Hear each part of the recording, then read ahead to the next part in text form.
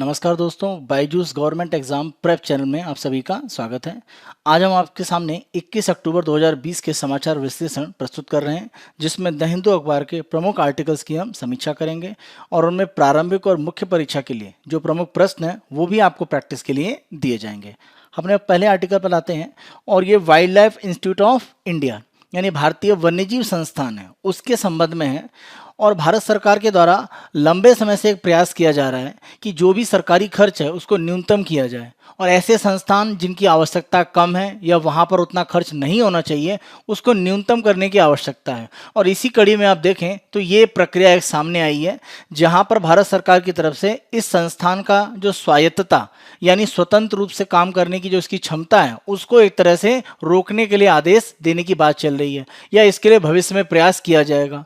तो इसी संदर्भ में हम देखते हैं कि अगर कोई भी संस्थान, खासतौर पे हम यहाँ पर wild life institute of India की बात करें, अगर इस संस्थान की स्वायत्तता समाप्त होती है तो इसका प्रभाव क्या पड़ेगा, या अन्य तरह के जो भी वन्य जीवों से संरक्षण से संबंधित संस्थान है अगर उनके ऊपर किसी तरह का प्रतिबंध लगता है या स्वायत्तता उनकी समाप्त होती है तो इससे क्या प्रभाव पड़ेगा, इसी कंसर्न में हमारा ये आर्टिकल है। यह आर्टिकल जीएस थर्ड पेपर में आपका एनवायरमेंट और इकोलॉजी यानी पर्यावरण तथा पारिस्थितिकी से संबंधित है। अगर आप यहाँ पर देखें तो भारत सरकार का जो व्यय विभाग है, हमारे वित्त मंत्रालय की अगर हम बात करें तो व्यय विभाग या एक्सपेंडिचर डिपार्टमेंट की तरफ से एक अध्ययन किया गया और 194 जो स्वायत्त संस्थाएं हैं उनके बारे में समीक्षा की गई। 18 मंत्रालय से संबंधित थी और रिपोर्ट ये कहा गया कि 106 जो संस्थाएं हैं स्वायत्त उनका विलय करके 26 संस्थाओं में बदल दिया जाए तथा 23 संस्थाएं ऐसी बताई गई जिनको सरकार को अलग कर देना चाहिए, यानी उसकी फंडिंग में से या उसके संचालन में से सरकार अपने आप को अलग कर ले।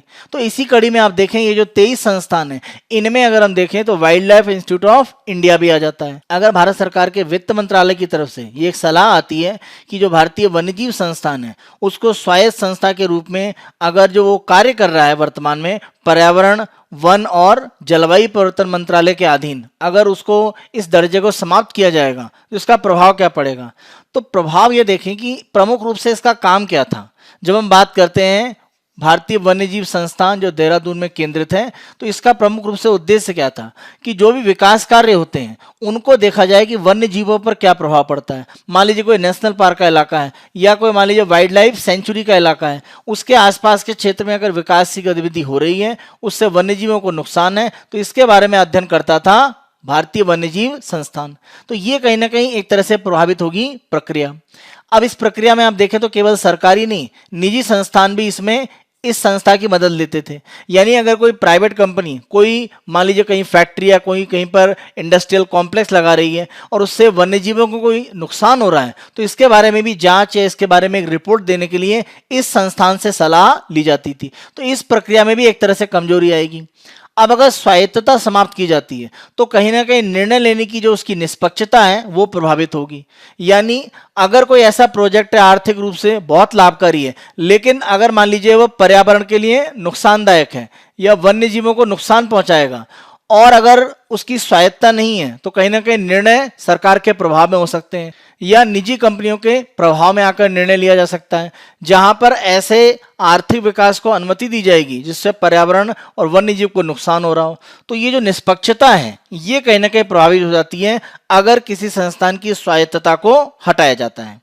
अब वन्यजीव जो संसाधन के प्रबंधन है उनकी जो नीति निर्माण है उसमें वैज्ञानिक भूमिका की समाप्ति हो जाती है, क्योंकि इस संस्थान का प्रमुख रूप से उद्देश्य ये भी था कि भारत सरकार अगर वन्यजीव संसाधनों के संरक्षण के लिए कोई नीति बनानी चाहती है या वन्यजीव संस्थान के द्वारा एक तरह से सरकार को नीतिगत सलाह दी जाती थी कि अगर सरकार ये नीति का अनुसरण करेगी तो वन्यजीव संसाधन संरक्षित रहेंगे। तो वन्यजीव संसाधनों का जो प्रबंधन है उसके लिए जो नीतियां हैं उनको वैज्ञानिक रूप देने में इस संस्थान का उपयोग रहता था। तो अगर इसकी स्वायत्तता समाप्त होगी और यह संस्थान एक तरह से अन्य संस्थानों की तरह किसी में विलय किया जाएगा तो कहीं ना कहीं इस कार्य को भी एक तरह से समाप्त माना जाए। तो ये प्रक्रिया जो वैज्ञानिक रूप में चल रही थी उसको भी एक तरह से रोक दिया जाएगा। अगर हम बड़े पैमाने पर एक प्रभाव देखें तो बड़े पैमाने पर दो प्रमुख प्रभाव यहां पर देखते हैं। पहला कि पर्यावरण प्रभाव आकलन, जिसे हम बोलते हैं एनवायरमेंटल इम्पैक्ट असेसमेंट, यानी कोई भी परियोजना है तो उसका पर्यावरण पर क्या प्रभाव पड़ रहा है, वन्य जीवों पर क्या प्रभाव पड़ेगा, तो इसके संबंध में जो प्रक्रिया है वो निष्पक्ष नहीं रह जाएगी, क्योंकि कहीं ना कहीं भारतीय वन्यजीव संस्थान है वो स्वायत्त रूप में काम नहीं कर रहा है, तो पर्यावरण प्रभाव आकलन की जो रिपोर्टें हैं वो बहुत सटीक नहीं हो पाएंगी। तो ये पर्यावरण संरक्षण की जो स्थिति है उसको कहीं ना कहीं कमजोर करता है। और ध्यान रखें कि आर्थिक विकास में वन्यजीव संरक्षण का महत्व बनाए रखने में स्वायत्तता सर्वोच्च है, क्योंकि आर्थिक विकास भी जरूरी है और पर्यावरण का, वन्यजीवों का संरक्षण भी आवश्यक है। तो दोनों को साथ साथ आप तभी ले सकते हैं जब इन दोनों में सामंजस्य स्थापित करने के लिए एक स्वायत्त संस्था काम करे। अगर संस्था सरकार के प्रभाव में पूर्ण रूप से रहेगी तो कहीं ना कहीं उसकी निष्पक्षता प्रभावित होती है। तो हमें आर्थिक विकास भी करना है और वन्यजीव संरक्षण भी करना है, हमें दोनों में जाना है, हम किसी एक को लेकर नहीं चल सकते हैं। तो इसी कड़ी में हम देखें कि पर्यावरण प्रभाव आकलन पर प्रभाव पड़ेगा। और दूसरा, सतत विकास लक्ष्य, जो 17 हमारे लक्ष्य हैं 2015 से 30 के बीच में, अगर हम सतत विकास लक्ष्यों में देखें तो प्रमुख रूप से जो प्रभाव पड़ेगा वो अगर हम देखें तो पहला आप देखें क्लीन वाटर एंड सैनिटेशन, इसके ऊपर एक प्रभाव पड़ेगा, क्योंकि कहीं ना कहीं जल संसाधन है वो भी एक तरह से पर्यावरण के बड़े हिस्से में शामिल हैं। तो अगर पर्यावरण प्रभाव आकलन आर्थिक गतिविधियों का निष्पक्ष नहीं हो पाएगा तो कहीं ना कहीं इसका असर जो हमारा शुद्ध पानी और जो सफाई है उस पर एक तरह से पड़ेगा। तो ये छठवां हमारा लक्ष्य वो प्रभावित होगा। इसी के साथ साथ अगर हम बात करें क्लीन एनर्जी यानी हरित जो ऊर्जा की बात चल रही है, यानी सौर ऊर्जा को बढ़ावा देने की, यानी ऊर्जा के ऐसे प्रोजेक्ट जो पर्यावरण को नुकसान पहुंचा रहे हैं या वन्य जीवों को नुकसान पहुंचा रहे हैं, उनकी मंजूरी में एक तरह से जो वैज्ञानिक या पर्यावरणीय सोच है उसका अभाव रहेगा। तो ये कहीं ना कहीं जो हमारी स्वच्छ ऊर्जा का एक लक्ष्य है उसमें हमको कमजोर कर सकता है। इसी के साथ साथ क्लाइमेट एक्शन, जलवायु परिवर्तन पर जो भी कार्य करना है उस पर एक तरह से रोक लग सकती है, क्योंकि आर्थिक गतिविधियां महत्व ज्यादा रखेंगी बजाय इसके कि वन्यजीव संरक्षण या पर्यावरण। तो अगर ऐसा होगा तो क्लाइमेट एक्शन का जो भारत का जलवायु परिवर्तन पर भारत जो कार्य करना चाहता है उस पर एक तरह से नकारात्मक प्रभाव पड़ेगा। तो ये 13वां हमारा जो सतत विकास लक्ष्य है इस पर भी विपरीत प्रभाव पड़ेगा। इसी के साथ साथ लाइफ बिलो वाटर, पानी के अंदर जो भी जीवन है, यानी अगर हम नदियों की बात करें, तालाबों की बात करें, झीलों की बात करें या समुद्रों की बात करें, वहां पर प्रभाव पड़ेगा। क्योंकि अगर पर्यावरण संरक्षण आर्थिक विकास साथ साथ नहीं चलेगा तो दूरगामी रूप में आप देखें कि जो भी जलीय संसाधन है उन पर भी प्रभाव पड़ेगा और स्थल भाग के संसाधन उन पर प्रभाव तो पड़ेगा ही।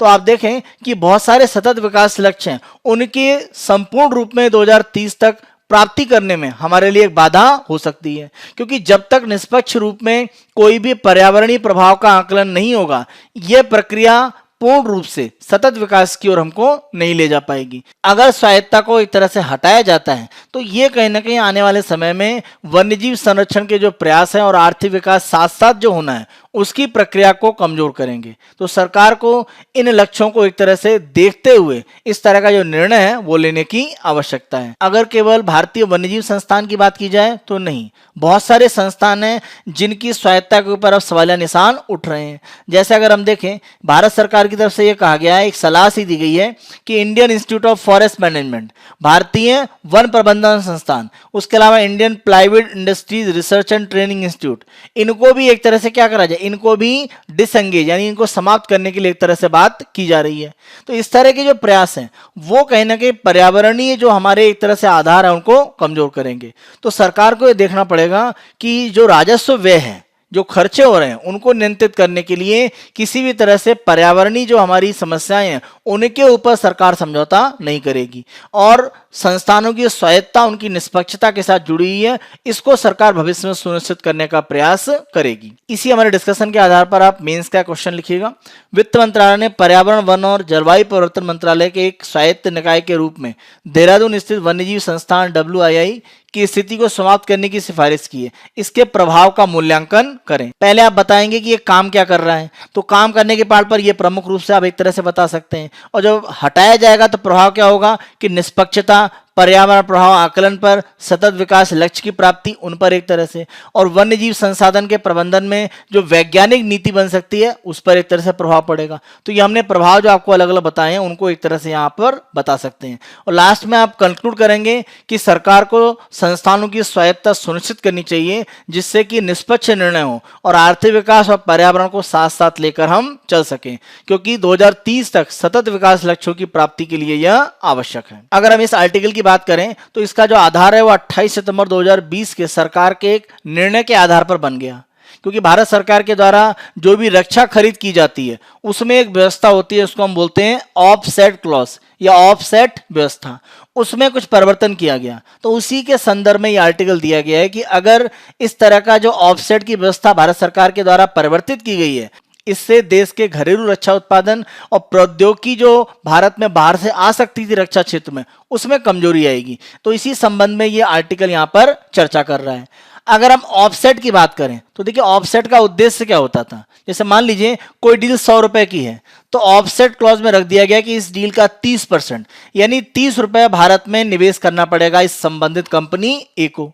तो एक कंपनी भारत में 100 रुपए का अगर रक्षा का सामान निर्यात कर रही है तो उसे 30% हिस्सा भारत के घरेलू जो रक्षा क्षेत्र है उसमें निवेश करना पड़ेगा। ये ऑफसेट व्यवस्था थी। तो उद्देश्य क्या था कि तकनीकी प्राप्त करना, क्योंकि अगर हम डिफेंस में देखें तो हमारी टेक्नोलॉजी बहुत ज़्यादा मॉडर्नाइज नहीं है, तो न्यू टेक्नोलॉजीज को प्राप्त करना एक बड़ा उद्देश्य था। और घरेलू उत्पादन यानी जो हमारा डोमेस्टिक इंडस्ट्री घरेलू रक्षा उद्योग है उसको बढ़ावा देना, तो ये प्रमुख रूप से उद्देश्य था। और एक दूसरा उद्देश्य था कि अनुसंधान और विकास यानी जिसे हम बोलते हैं R&D यानी रिसर्च एंड डेवलपमेंट, इसको भी बढ़ावा दिया जाए, क्योंकि अगर बाहर का निवेश आएगा और बाहर से तकनीक आएगी रक्षा क्षेत्र में तो अनुसंधान और विकास को एक तरह से मदद मिलेगी, तो दोनों को एक तरह से मजबूत करने में मदद मिलेगी। तो ये प्रमुख लक्ष्य थे अगर हम ऑफसेट जो भाग या क्लॉज होता है उसकी बात करें। भारत में रक्षा खरीद में अगर हम देखें तो 2005 में इसकी शुरुआत की गई और ऑफसेट क्लॉज में व्यवस्था ही की गई कि जो भी कॉन्ट्रैक्ट की वैल्यू है उसका 30% हिस्सा है वो घरेलू अनुसंधान और विकास को बढ़ावा देने के लिए एक समय सीमा के अंतर्गत लाया जाएगा, जिससे भारत में जो उत्पादन रक्षा क्षेत्र में उसका स्वदेशीकरण किया जा सके और उच्च तकनीकी कौशल में जो भारतीय एक तरह से जो वर्कफोर्स है भारत में जो श्रमिक हैं उनको एक तरह से ट्रेन किया जा सके। तो रक्षा के क्षेत्र में जो भारतीय काम कर रहे हैं उनको हायर टेक्नोलॉजीज में एक तरह से स्किल या कौशल दिया जा सके। ये ऑफसेट क्लॉज का एक तरह से प्रमुख आधार था। अब जो CAG की एक रिपोर्ट आ रही है, इनके अनुसार 2007 से 18 के बीच में 46 ऑफसेट अनुबंधों पर भारत सरकार ने हस्ताक्षर किया, जिसमें लगभग 66,426 करोड़ रुपीस का जो इन्वेस्टमेंट है निवेश है वो भारत में आना था। लेकिन यहां पर CAG की रिपोर्ट ये कहती है कि केवल 8% या 5,457 करोड़ रुपए है वही निवेश आया, यानी जितना सोचा गया था उसमें केवल 8% भारत में आया। इसी के साथ साथ जो टेक्नोलॉजी का ट्रांसफर है प्रौद्योगिकी हस्तांतरण वो समझौता लागू नहीं हुआ, क्योंकि प्रौद्योगिकी का कोई हस्तांतरण हुआ ही नहीं।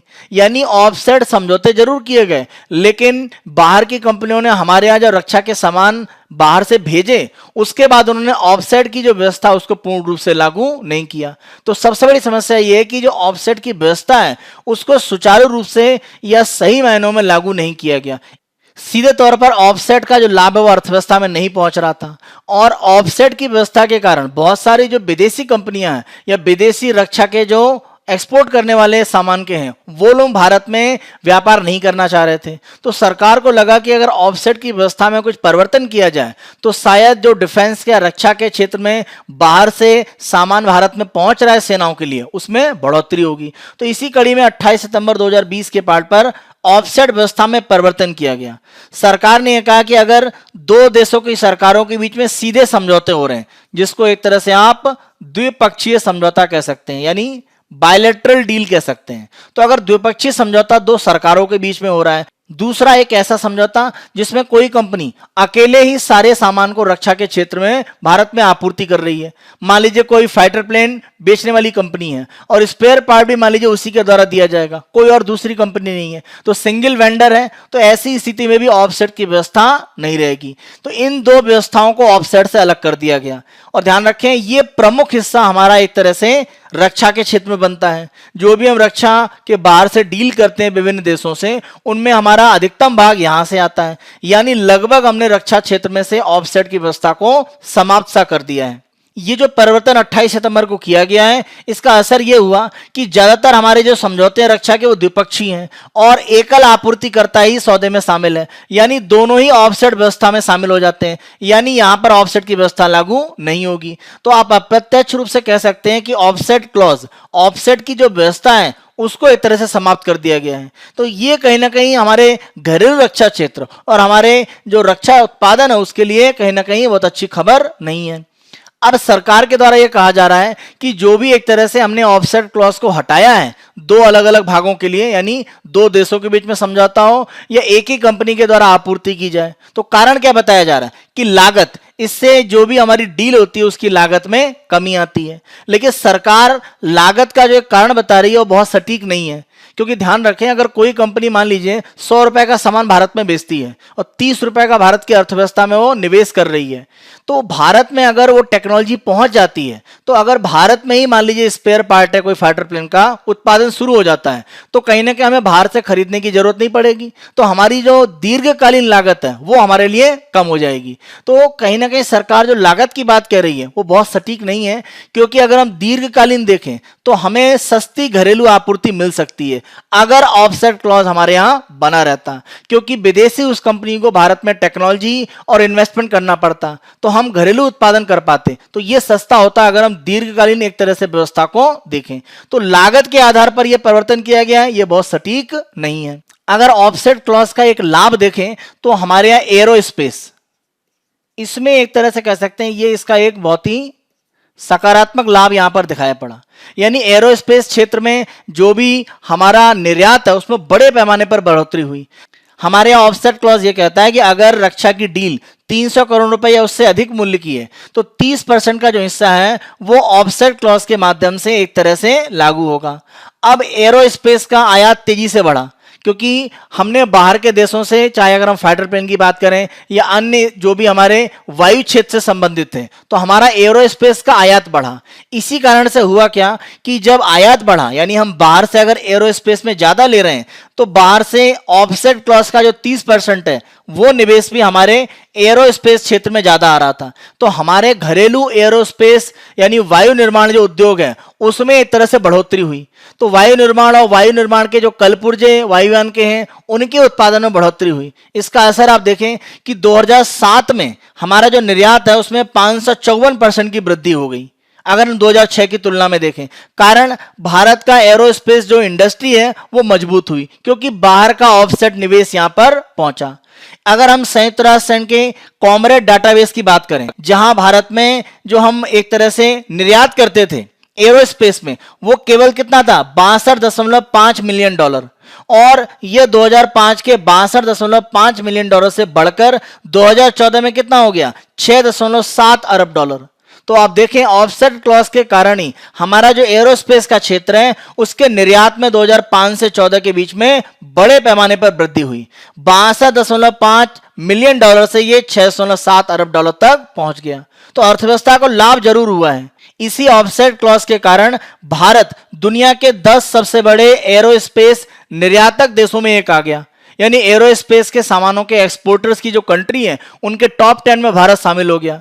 जबकि स्थिति यह है कि भारत में एरोस्पेस में उत्पादन करने के लिए कोई एक बहुत बड़ी कंपनी नहीं है। अगर आप सरकारी कंपनी हिंदुस्तान एरोनॉटिक्स लिमिटेड को छोड़ दें तो हमारे यहाँ कोई बहुत बड़ा उद्योग एरोस्पेस का नहीं है। तो हमारे यहाँ जो घरेलू छोटी इंडस्ट्रीज हैं, लघु उद्योग की बात करें या सूक्ष्म उद्योग की बात करें या हम बात करें मीडियम मध्यम उद्योग की, उनके माध्यम से एक तरह से उत्पादन बढ़ा। और इसमें अगर हम देखें तो कहीं ना कहीं बेंगलोर एक बड़े सेंटर के रूप में हुआ। तो 2005 की जो हमारी ऑफसेट की नीति थी उसका लाभ यह हुआ कि एरोस्पेस क्लस्टर के रूप में जो हमारे एमएसएमई उद्योग हैं वो बेंगलोर के आसपास बहुत तेजी से बढ़े।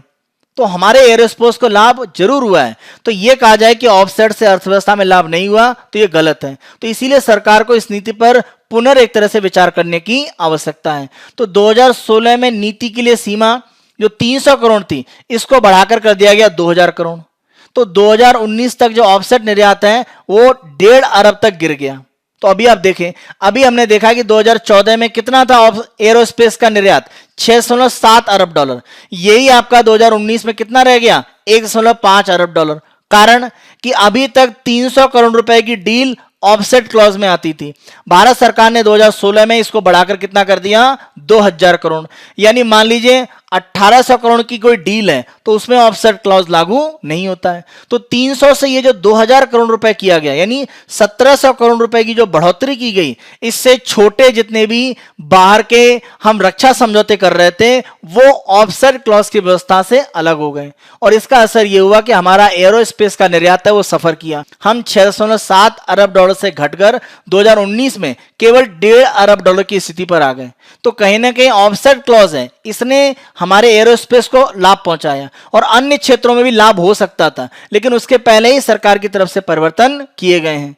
ऑफसेट क्लॉज के जो लाभ हैं उनको हम एक तरह से यहां पर देख रहे हैं एरोस्पेस के क्षेत्र में। तो सरकार को करने की आवश्यकता क्या है, तो भारत सरकार को राष्ट्रीय हितों में जो भी सौदे होते हैं उनको सख्ती से लागू किया जाए, यानी रक्षा अनुबंध में जो ऑफसेट क्लॉज है वो लागू हो। अगर ऐसा हो पाता, आप देखें रिपोर्ट में कि रक्षा जो भी है कितना था, 2007 से 18 के बीच में 60,000 करोड़ से ज्यादा का था। अगर ये पूरा पूरा आता भारत में तो भारत का जो घरेलू रक्षा उद्योग है उसमें बढ़ोतरी होती। तो जो भी रक्षा के अनुबंध है उनको स्ट्रिक्टली सख्ती से लागू किया जाए और जो ऑफसेट क्लॉज की व्यवस्था उसको एक तरह से सरकार के द्वारा मजबूती से आगे बढ़ाया जाए और जो परिवर्तन किए गए उन पर पुनर्विचार किए जाए। जो 300 करोड़ से 2000 करोड़ की लिमिट रखी गई है इसमें भी एक परिवर्तन किया जाए। तो जो सीमा है उसमें भी एक तरह से कमी करने की जरूरत है। तो अगर ऐसा हो पाएगा तो आत्मनिर्भर भारत के लिए काफी आवश्यक होगा, क्योंकि हमारा जो रक्षा उद्योग है उसमें बड़े पैमाने पर ऑफसेट क्लॉज के कारण बाहरी निवेश आएगा।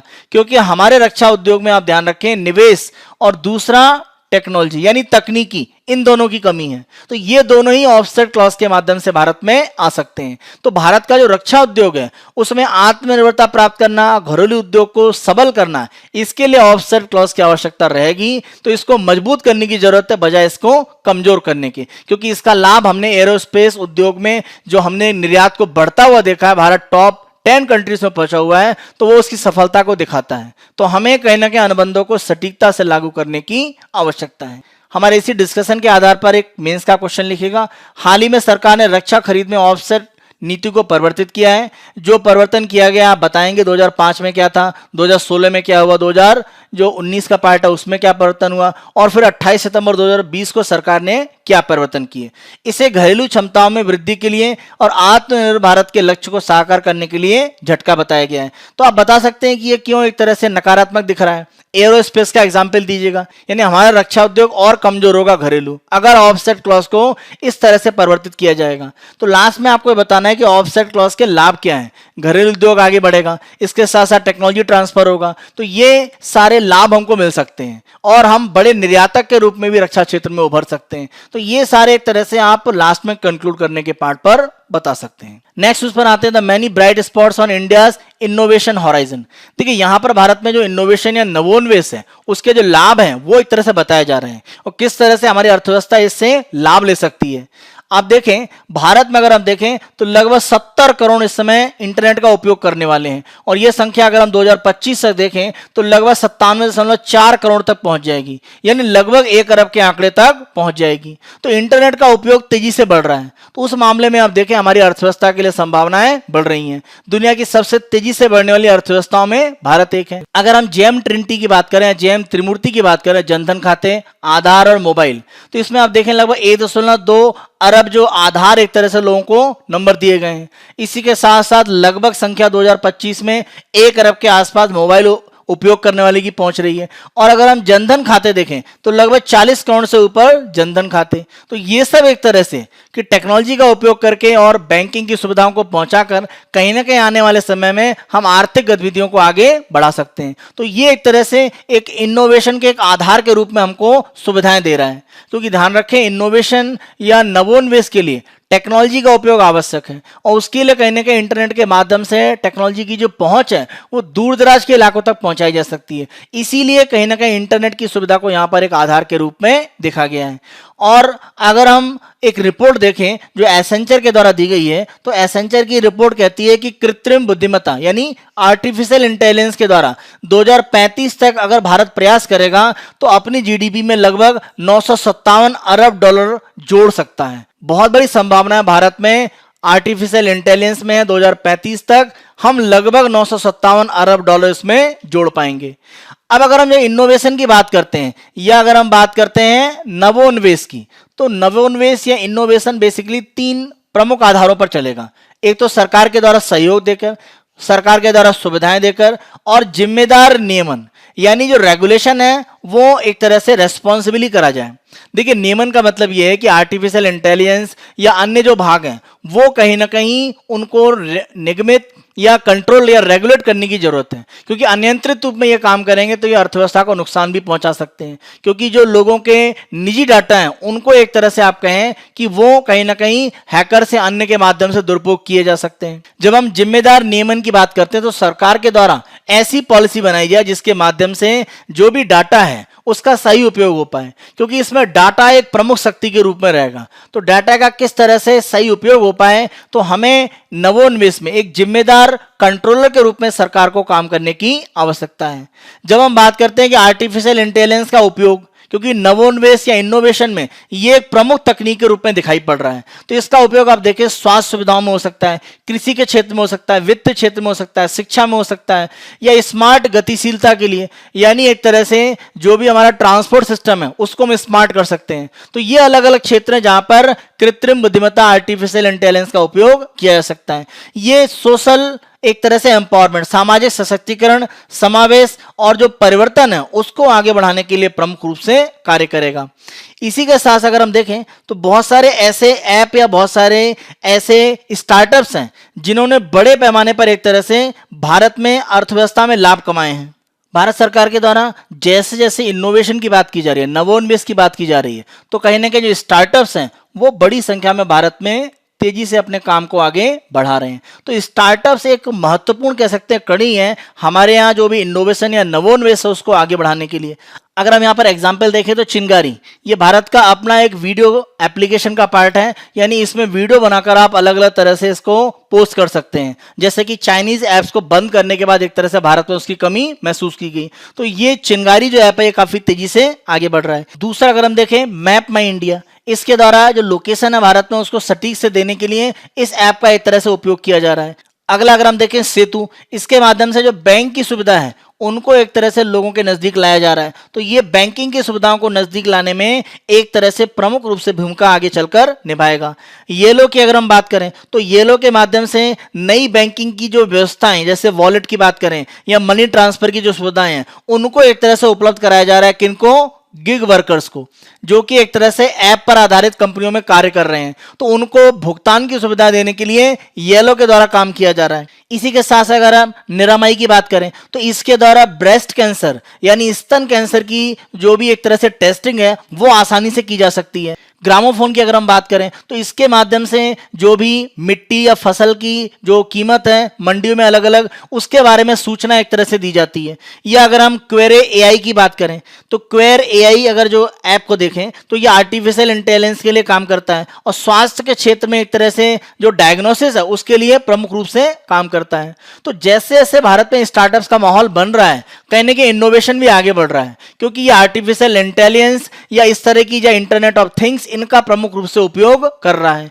हमारे यहाँ स्टार्टअप्स का जो तेजी से ग्रोथ है ये कहीं ना कहीं इनोवेशन के लिए एक अच्छा माहौल यहाँ पर उपलब्ध करा रही है और ये तेजी से आगे बढ़ेगा, इसके लिए संभावनाएं प्रबल हैं। और इसमें भारत सरकार की तरफ से भी सहयोग किया जा रहा है। भारत सरकार की तरफ से नवोन्वेष को बढ़ावा देने के लिए इंस्पायर तथा रामानुजन जो फेलोशिप है या स्कॉलरशिप वो दी जा रही है। अगर हम किरण योजना की बात करें, knowledge involvement in research advancement through nurturing, तो किरण योजना एक तरह से उद्देश्य है कि महिलाओं की जो भागीदारी है उसको एक तरह से बढ़ाया जाए। किसमें? साइंस के क्षेत्र में। तो विज्ञान में महिलाओं की भागीदारी को बढ़ाने के लिए इस किरण योजना को भारत सरकार के द्वारा शुरू किया गया है। स्मार्ट इंडिया हैकाथॉन्स, यानी भारत में कोई भी समस्याओं के नए और इनोवेटिव जो हल हैं उसके लिए ये हैकाथॉन एक तरह से कह सकते हैं टेक्नोलॉजी इवेंट भारत सरकार की तरफ से हो रही है। या हम बात करें नीति आयोग के अधीन अटल इनोवेशन मिशन की बात करें, या बायोटेक्नोलॉजी इग्निशन ग्रांट की बात करें, ये जैव प्रौद्योगिकी के क्षेत्र में इनोवेशन को आगे बढ़ा रहा है। या हम प्राइम के लिए अगर हम बात करें, program for reskilling upskilling of IT manpower for employability, यानी कोई भी मान लीजिए आईटी के क्षेत्र में व्यक्ति काम कर रहा है और उसकी कौशल वर्तमान में आवश्यकता के अनुसार नहीं है, तो किस तरह से उसको दोबारा कौशल दिया जाए, उसका कौशल बढ़ाया जाए। तो इसके काम के लिए प्राइम योजना का उपयोग किया जा रहा है, जिससे कि हमारे युवाओं को रोजगार के लायक बाजार में तैयार किया जा सके। विज्ञान के क्षेत्र में अनुसंधान और नवोन्मेष को बढ़ावा देने के लिए स्टार्स योजना चल रही है, transformational and advance research in science. दूसरी अगर हम देखें, scheme for promotion of academic and research collaboration spark. और तीसरी इम्प्रेस, इंपैक्टफुल पॉलिसी रिसर्च इन सोशल साइंसेज। तो स्टार्स, स्पार्क और इम्प्रेस योजनाएं हैं, ये भी कहीं ना कहीं नवोन्मेष या जो इनोवेशन है उसको बढ़ाने के लिए, भारतीयों को प्रेरित करने के लिए, युवाओं को प्रेरित करने के लिए कार्य कर रही हैं। तो सरकार की तरफ से भी बड़े पैमाने पर एक तरह से काम किया जा रहा है। इसी कड़ी में भारत सरकार की तरफ से एक राष्ट्रीय मिशन चलाया जा रहा है, राष्ट्रीय mission interdisciplinary cyber physical system. तो साइबर फिजिकल सिस्टम का जो इंटरडिसिप्लिनरी यानी अंतर क्षेत्रीय जो राष्ट्रीय मिशन है उसका उद्देश्य क्या है कि आर्टिफिशियल इंटेलिजेंस, कृत्रिम बुद्धिमत्ता को बढ़ावा दिया जाए। इंटरनेट ऑफ थिंग्स, इंटरनेट के माध्यम से अलग अलग जो भी सिस्टम है घर में ऑफिस में उपयोग किए जाते हैं उनको किस तरह से कंट्रोल किया जाए। तो इंटरनेट ऑफ थिंग्स को बढ़ावा देना, machine learning, deep learning, big data analytics, robotics, quantum computing और डेटा साइंस। तो ये प्रमुख क्षेत्र हैं जहां पर एक तरह से जो राष्ट्रीय मिशन हो रहा है इंटरडिसिप्लिनरी साइबर फिजिकल सिस्टम वो कार्य कर रहा है। और ये सारा सिस्टम अगर आप देखें तो ये इनोवेशन या नवोन्मेष के लिए आधार देंगे। सरकार की तरफ से बड़े पैमाने पर इनोवेशन या नवोन्मेष को बढ़ाने के लिए कार्य किया जा रहा है। भविष्य में स्टार्टअप्स की जो वर्तमान सफलता है ये हमारे लिए एक सकारात्मक संकेत है। तो सरकारी नियंत्रण, मदद और एक तरह से एक नियंत्रित कानूनों के माध्यम से हम नवोन्मेष इनोवेशन को आगे बढ़ाकर भारत में साइंस और टेक्नोलॉजी के क्षेत्र में एक बड़ा परिवर्तन ला सकते हैं। देखिए, अगर हम यहाँ पर देखें तो ये असम में प्रमुख रूप से जो भी एक तरह से ऐसे लोग जिन्हें असम के नागरिक के रूप में स्वीकार नहीं किया जा रहा है, जो एनआरसी के माध्यम से एक तरह से जिनको अलग किया गया था, उनको विदेशी सिद्ध करना या वो भारतीय हैं, उसके संबंध में यहाँ पर ये आर्टिकल दिया गया है। और इस आर्टिकल के माध्यम से ये कहा गया है कि कहीं ना कहीं जो भी लोग विदेशी हैं या नहीं हैं, यानी असम की नागरिकता उनको मिलेगी या नहीं मिलेगी, इसके बारे में जो निर्णय है उनको काफी सटीकता से लिया जाए, क्योंकि इसके आधार पर कहीं ऐसा ना हो कि फॉरेन ट्राइब्यूनल्स के जो निर्णय हैं वो जो असम के सही मायनों में नागरिक हैं वो नागरिकता से वंचित हो जाएं। और इस तरह के कई केसेस सामने आए हैं जहां पर फॉरेन ट्राइब्यूनल के जो निर्णय हैं वो एक तरफा रहे हैं। उसमें बहुत ज़्यादा आप कह सकते हैं कि जिनको खिलाफ निर्णय दिया जा रहा है उनकी राय को शामिल नहीं किया गया। अगर ऐसा है तो ये कहने के असंतोष को बढ़ाएगा। तो शांतिपूर्वक पूरी प्रक्रिया अगर समाप्त होनी है तो इसके लिए आवश्यक ये है कि नियम कानून के आधार पर प्रक्रिया को आगे बढ़ाया जाए। जो विदेशी हैं उनको डिपोर्ट करना, यानी अगर जैसे बांग्लादेशी हैं तो बांग्लादेश ले जाने की प्रक्रिया जो है उसको एक तरह से आगे सफलतापूर्वक ले जाने के लिए आवश्यक है कि जो लोग हम विदेशी बता रहे हैं उनकी बांग्लादेश की नागरिकता को भी एक तरह से हम प्रमाणित करें, क्योंकि अगर वो भारत की नागरिकता सिद्ध नहीं कर पा रहे हैं तो हमें उन्हें कहीं ना कहीं डिपोर्ट करना या दूसरे देश भेजने के लिए व्यवस्था करनी पड़ेगी। तो ये सारी व्यवस्थाओं के ऊपर ये कहीं ना कहीं आर्टिकल आधारित है। इसके लिए भारत सरकार का 1964 में आया हुआ फॉरेनर जो ट्राइब्यूनल आदेश है उसका एक तरह से उपयोग किया जाता है।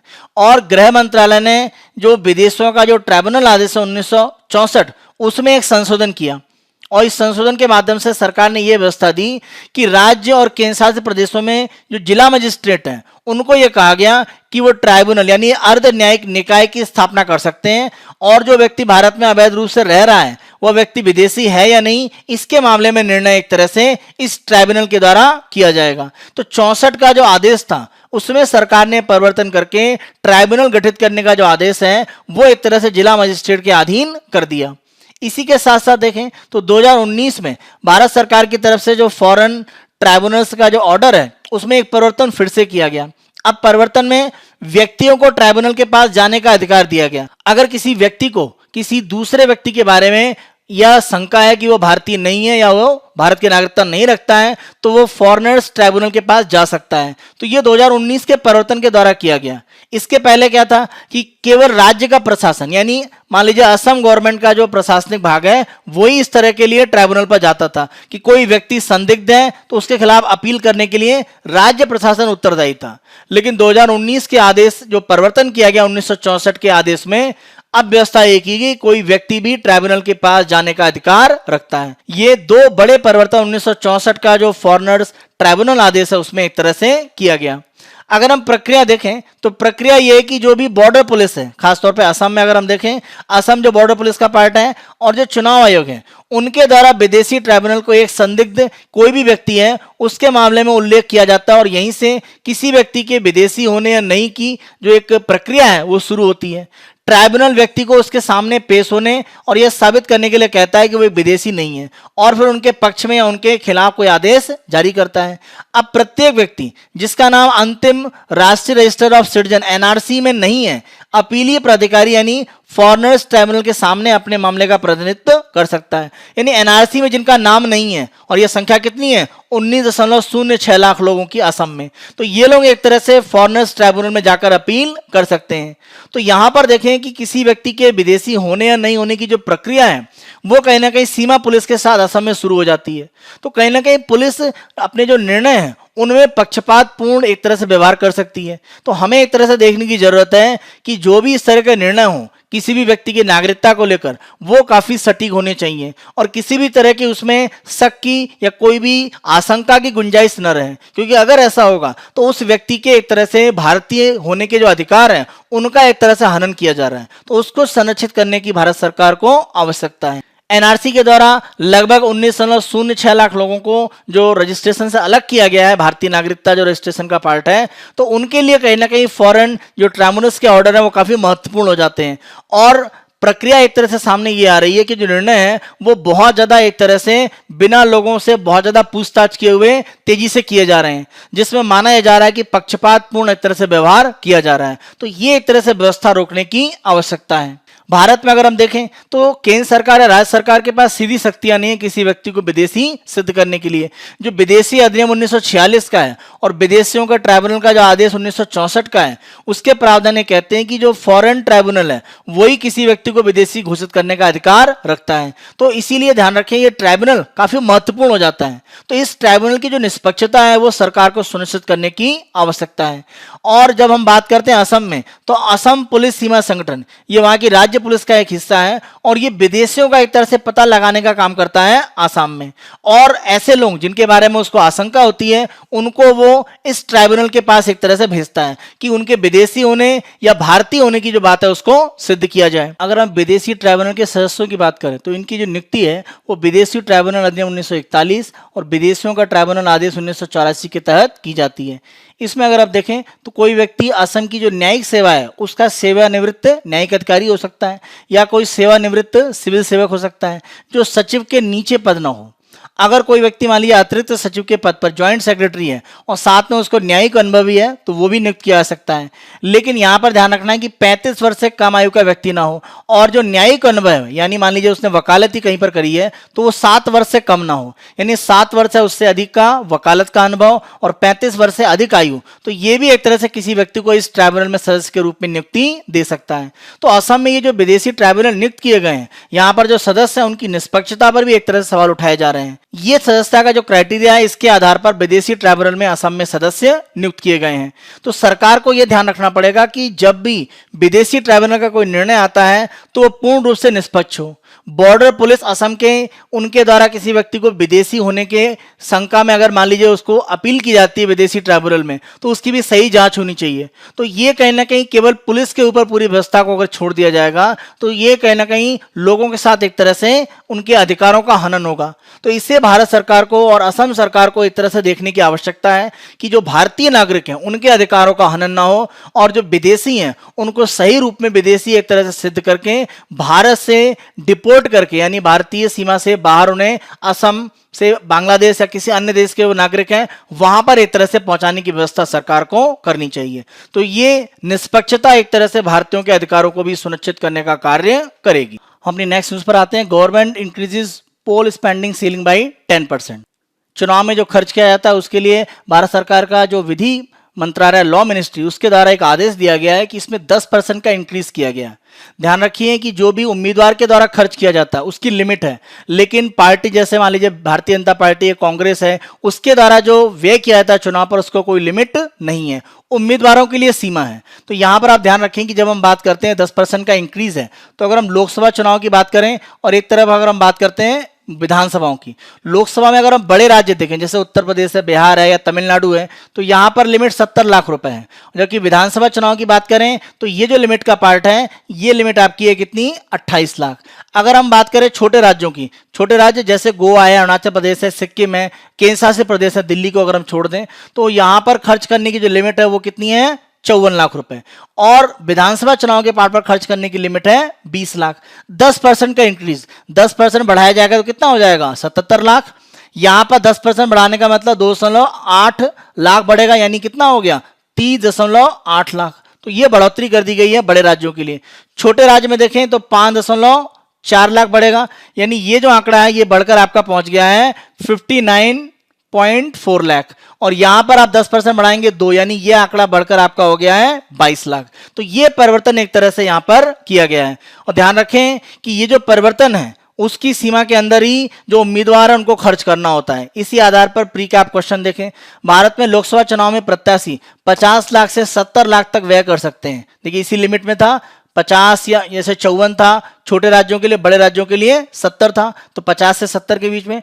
भारत में विधानसभा चुनाव में प्रत्याशी 20 लाख से 28 लाख तक व्यय कर सकते हैं। तो आप देखें यहां पर 20 था छोटे राज्यों के लिए, बड़ों में 28। 10% अभी बढ़ा दिया गया, हम पुरानी लिमिट के अनुसार अभी यहां पर क्वेश्चन को देख रहे हैं। तो पहला दूसरा सही है। तीसरा देखें, एक गलत ब्यौरा या निर्धारित सीमा से अधिक व्यय जन प्रतिनिधित्व अधिनियम 1951 की धारा 10(a) के तहत 3 साल तक के लिए अयोग्यता का कारण बन सकता है। यानी जितना कहा गया उम्मीदवार ने उससे ज्यादा व्यय किया या ब्यौरा गलत है तो इसके आधार पर किसी व्यक्ति को 3 साल के लिए अयोग्य ठहराया जा सकता है। और यह किसमें होगा, जन प्रतिनिधित्व अधिनियम 1951 की धारा 10(a) के अंतर्गत। तो तीनों सही है, आंसर आपका डी। एक दूसरा क्वेश्चन देखें। भारतीय निर्वाचन आयोग के तहत विधानसभा और लोकसभा चुनाव लड़ने वाले उम्मीदवारों के लिए चुनाव खर्च पर एक सीमा निर्धारित करने की सिफारिश करने का अधिकार है। तो चुनाव आयोग इसकी सिफारिश करता है, बिल्कुल सही है। दूसरा पॉइंट देखिए, चुनाव आयोग की सिफारिश को प्रभावी करने के लिए इसे चुनाव नियमों 1961 के आचरण में संशोधन करके कानून मंत्रालय द्वारा सूचित किया जाता है। यानी जो 1961 का एक तरह से जो हमारा कानून है उसमें कुछ संशोधन करने की बात है, कानून मंत्रालय के द्वारा एक अधिसूचित किया जाता है। अभी हमने देखा विधि मंत्रालय के द्वारा 10% बढ़ाने का आदेश दिया गया, तो यह विधि मंत्रालय जरूर करता है, लेकिन सिफारिश कौन करता है, चुनाव आयोग। तो दोनों स्टेटमेंट यहां पर सही है। तीसरा, चुनाव आयोग द्वारा उम्मीदवार पर लगाए गए चुनाव खर्च की सीमा के विपरीत उस खर्च की कोई सीमा नहीं है जो कोई पार्टी अपने चुनाव अभियानों के दौरान उठा सकती है। तो यह तीसरा स्टेटमेंट सही है, केवल उम्मीदवारों के लिए लिमिट है, पार्टी के चुनाव अभियान में कोई लिमिट नहीं है। तीनों स्टेटमेंट सही है, आंसर सी। नेक्स्ट हम देखें तो ये पुरी टेम्पल में दुर्गा पूजा की अनुमति देने के संबंध में है। हम यहाँ पर जगन्नाथपुरी का जो मंदिर है उड़ीसा में उसके संबंध में क्वेश्चन देखते हैं। पुरी स्थित जगन्नाथ मंदिर के संबंध में निम्न कथनों पर विचार करें। इसका निर्माण अनंत वर्मन चोड़गंग देव के द्वारा करवाया गया था। पहला स्टेटमेंट यहां पर सही है, अनंत वर्मन चोड़गंग देव के द्वारा निर्माण इसका किया गया था। अंतिम रूप में जो निर्माण है वो 1230 में समाप्त हुआ, तब अनंग भीमदेव तृतीय यहां पर शासक थे। तो ये दूसरा स्टेटमेंट भी सही है। तीसरा, यह मंदिर उड़ीसा के आंतरिक भाग में, तो ध्यान रखें उड़ीसा के तटीय भाग में है, तो ये तीसरा स्टेटमेंट गलत हो जाता है। तो पहला दूसरा, तो आंसर है आपका बी। नेक्स्ट हम आते हैं Kaleshwaram eco clearance violates law. देखिए कालेश्वरम प्रोजेक्ट की बात करें तो यह तेलंगाना में गोदावरी नदी पर स्थित है और इसके माध्यम से जो गोदावरी का पानी है उसको लिफ्ट कैनाल के माध्यम से ऊंचाई पर ले जाकर तेलंगाना में पेयजल और सिंचाई के लिए सुविधाएं दी जाएंगी। तो ये विश्व के सबसे बड़े एक तरह से लिफ्ट कैनाल का प्रोजेक्ट माना जाता है। तो इसी प्रोजेक्ट में अगर आप देखें तो इस प्रोजेक्ट का जो कामकाज है वो माना जाता है कि 2008 से 17 के बीच में ही चल रहा था, जबकि मंजूरी काफी आगे ली गई। तो इसी बात पर एनजीटी ने एक तरह से कहा है कि जो भी इसका पर्यावरणीय मंजूरी है वो बाद में ली गई है, जबकि इस प्रोजेक्ट पर काम बहुत पहले से चल रहा था।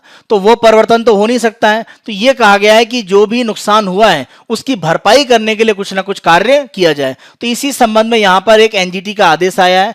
हमारा प्री का क्वेश्चन इसी कालेश्वरम प्रोजेक्ट के संबंध में है। कालेश्वर लिफ्ट सिंचाई परियोजना किस नदी पर बनाई गई है? अभी आपको बताया गोदावरी नदी पर है, आंसर सी। इस टेस्ट की अगर हम बात करें, इसको CSIR के द्वारा विकसित किया गया है और कमर्शियली यानी एक तरह से व्यापारिक रूप से आगे इसको टाटा सन्स के द्वारा ले जाया जाएगा। तो आप फेलुदा टेस्ट की जो फुल फॉर्म है वो देखिए, FNCASN editor limited uniform detection ऐसे, और इसमें क्रिस्पर Cas9 टेक्नोलॉजी का यूज किया जाएगा। और ध्यान रखें, जीन एडिटिंग करने का एक टेक्नोलॉजी है और इसको इस साल का केमिस्ट्री का नोबेल प्राइज भी मिला हुआ है। इस टेक्नोलॉजी के पार्ट पर देखें तो ये टेक्नोलॉजी एक तरह से जन्म कैसे ली?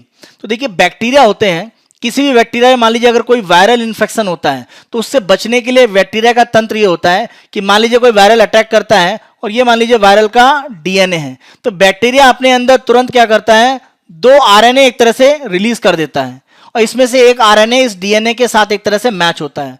तो ये करता क्या, RNA की इस DNA को कट कर देता है। तो ये जो तकनीक होती है बैक्टीरिया में, इसी का उपयोग किया जा रहा है क्रिस्पर Cas9 के पार्ट पर। तो ध्यान रखें, बैक्टीरिया के अंदर जो इम्यूनिटी सिस्टम है, प्रतिरोध तंत्र है, उसी का उपयोग करके इस टेक्नोलॉजी को आगे बढ़ाया गया है। तो इसमें एक टारगेट DNA होता है जिसको हमें सही करना होता है और एक हमारा मैसेंजर RNA होता है जो उसके साथ जुड़कर उसको कट करता है।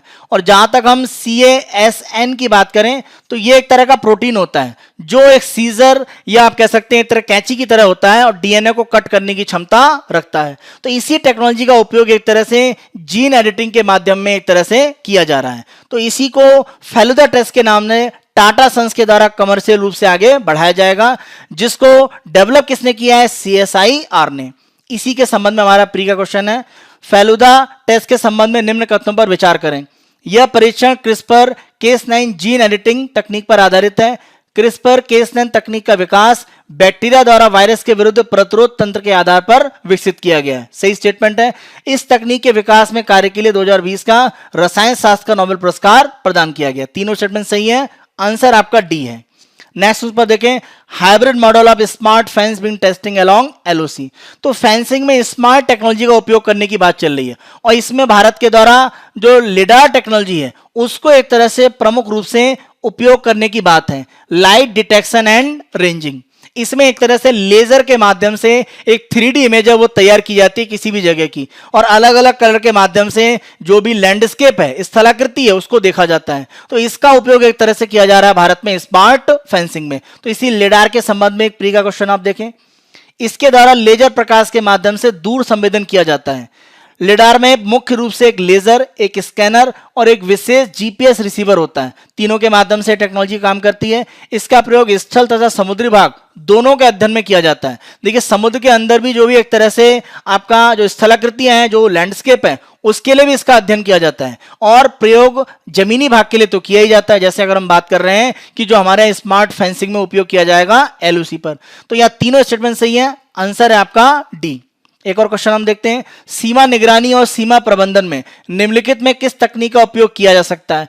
थर्मल इमेजिंग कैमरे। देखिए, कोई व्यक्ति अगर मान लीजिए हमारी सीमा के अंदर घुस रहा है तो उसकी बॉडी की जो हीट है उसको थर्मल इमेजिंग कैमरे कैच करते हैं, तो हम उसको रोक सकते हैं, तो उपयोग होगा।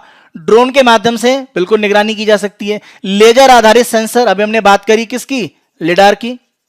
लाइट डिटेक्शन एंड रेंजिंग, ये भी सही है। संचार उपग्रहों का सीधे तौर पर अगर हम सीमा प्रबंधन या निगरानी में देखें तो उपयोग नहीं हो पाता है। तो यह आंसर क्या है, 1, 2, 3 सी। नेक्स्ट न्यूज पर आए तो government refuses to give details of CIC applicants. Bharat सरकार की तरफ से अगर हम देखें तो चीफ इंफॉर्मेशन कमिश्नर यानी मुख्य सूचना आयुक्त का जो पद है वो भारत में अभी खाली है। तो उसकी नियुक्ति के संबंध में जो भी सरकार प्रक्रिया अपना रही है उसके बारे में कोई RTI से इंफॉर्मेशन चाहता था, लेकिन भारत सरकार ने इसे देने से मना कर दिया। भारत सरकार की तरफ से इस RTI को जो कैंसिल किया गया है, तो आधार क्या है कि RTI एक्ट 2005 में अगर हम सेक्शन 8(1) का जे भाग देखें तो यह कहता है कि जब तक कोई बड़ा पब्लिक इंटरेस्ट, कोई जनहित का बड़ा मुद्दा ना हो, किसी भी तरह से जो सरकार है वो कोई सूचना देने के लिए विवश नहीं है। तो जनहित का मामला होना चाहिए। तो सरकार का मानना है कि यह जनहित की बात नहीं है, इसीलिए जो भी एप्लीकेशन आए हैं मुख्य सूचना आयुक्त के पद के लिए, उनके बारे में RTI की एप्लीकेशन को स्वीकार नहीं किया गया है। यहां पर हमारा जो प्री का क्वेश्चन है वो केंद्रीय सूचना आयोग के संबंध में है। केंद्रीय सूचना आयोग के संबंध में निम्न कथनों पर विचार करें। इसमें अध्यक्ष के अतिरिक्त अधिकतम 10 सदस्य हो सकते हैं। मुख्य सूचना आयुक्त तथा अन्य सूचना आयुक्तों की नियुक्ति राष्ट्रपति द्वारा प्रधानमंत्री की अध्यक्षता में गठित समिति की सिफारिश के आधार पर की जाती है। दोनों स्टेटमेंट सही है। ये समिति आप ध्यान रखें, इसमें प्रधानमंत्री अध्यक्ष होते हैं, विपक्ष के नेता होते हैं और साथ साथ एक कैबिनेट मंत्री जिनको प्रधानमंत्री नियुक्त करते हैं। इन 3 लोगों के द्वारा मिलकर मुख्य सूचना आयुक्त और अन्य सूचना आयुक्तों की नियुक्ति के लिए एक तरह से सिफारिश की जाती है राष्ट्रपति को। तो दोनों स्टेटमेंट सही है, आंसर है आपका सी। एक दूसरा प्रश्न देखें, सूचना के अधिकार एक्ट 2005 के संबंध में निम्न कथनों पर विचार करें। इस एक्ट के सेक्शन 24 में केंद्र द्वारा गठित खुफिया तथा सुरक्षा संगठनों को छूट दी गई है। जैसे अगर हम आईबी की बात करें, रॉ की बात करें, तो उनको एक तरह से आरटीआई सूचना के अधिकार बिल से छूट मिली हुई है, क्योंकि सेक्शन 24 में इस तरह की एक व्यवस्था रखी गई है।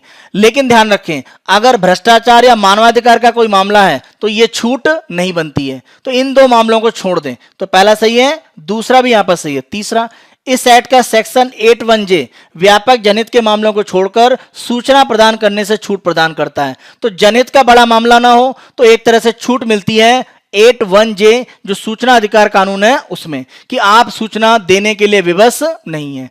तीनों स्टेटमेंट सही है, आंसर है आपका डी। ये हमारा 21 अक्टूबर 2020 का समाचार विश्लेषण था। आने वाले दिनों में अन्य दिनों के समाचार विश्लेषण हम आपको इसी तरह से प्रस्तुत करते रहेंगे। मुख्य और प्रारंभिक परीक्षा के जो प्रश्न हैं उनको आप प्रैक्टिस कीजिएगा। आपको अगर Byju's government exam prep channel पसंद आ रहा है, आप अधिक से अधिक संख्या में इसको लाइक करें, शेयर करें और सब्सक्राइब करें। Thank you.